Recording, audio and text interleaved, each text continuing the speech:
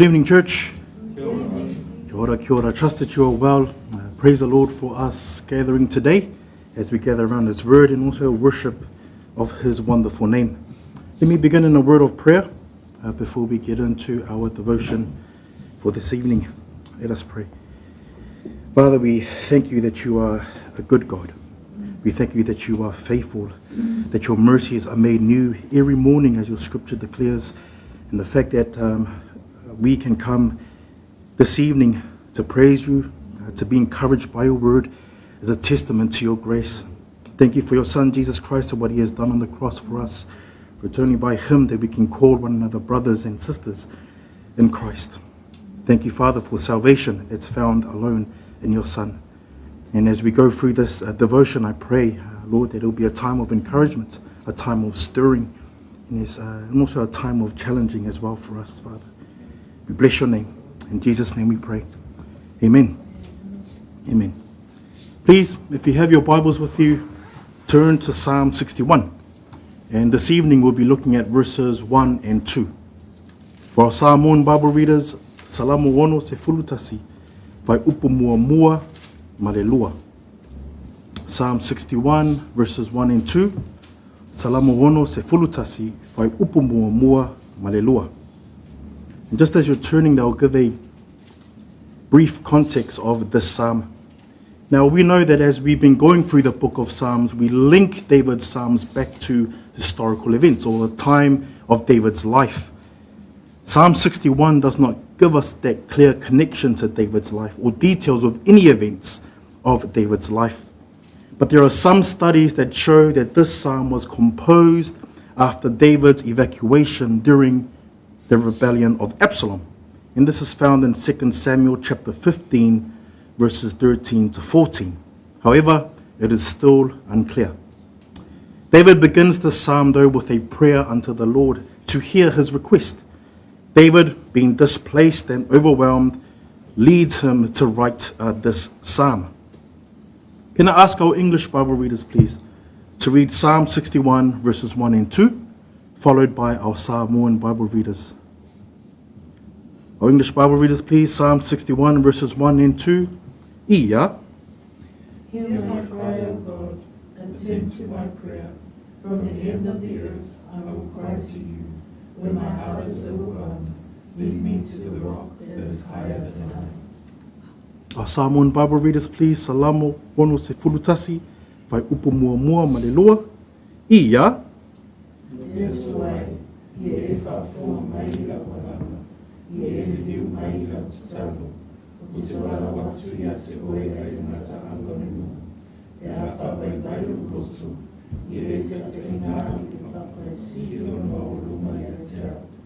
Praise the Lord for the reading of his word. Here in these verses, David cries out to the Lord during a season of fear and emotional exhaustion. Keep in mind that he's been out, he's driven away from his kingdom. He's far from home and he's also faint-hearted. But David turns to the Lord with confidence, knowing that God hears his prayers. And then he asks him to lead him to the rock that's higher than himself. This shows who God is. This shows God's strength, his stability, and also his protection and refuge during this time of David's life. The title of our devotion this evening is The God Who Hears and Holds. The God Who Hears and Holds. And there are 2 points I would like for us to consider before we head into a time of prayer. Number 1, our response. Number 2, God, our high rock. So again, number 1, our response. And number 2, God, our high rock. We will start in verse 1 before ending our time in verse 2 with an application for us to consider. Verse 1, hear my cry, O God, listen to my prayer. David prays, calling upon God to hear and listen.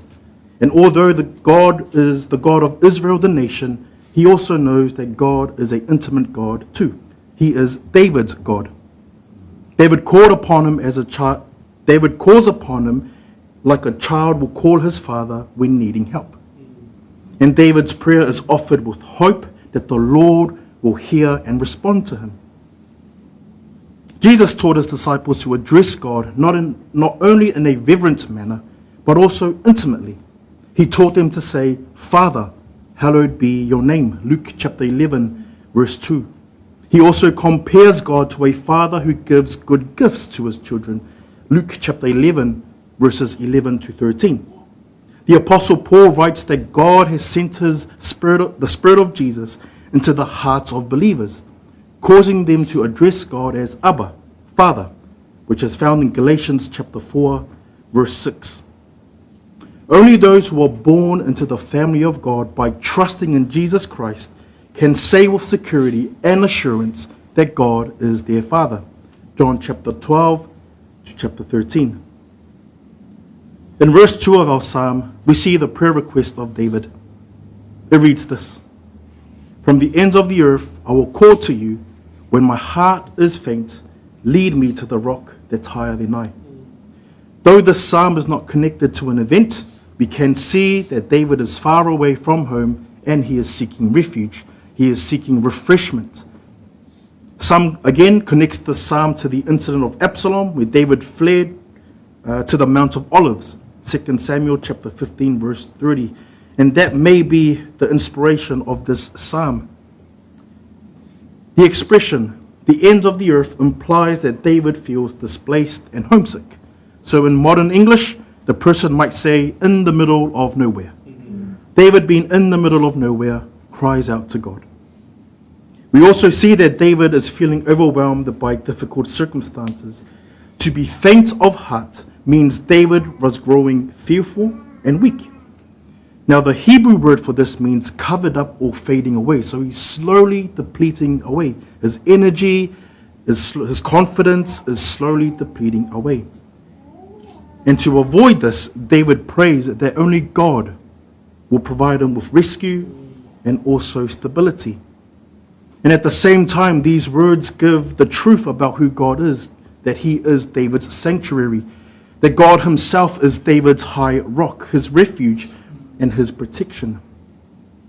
So as we get into a time of prayer, what does this mean for us? Number one, brethren, when you and I get overwhelmed, fearful, or anxious, let prayer be our first response.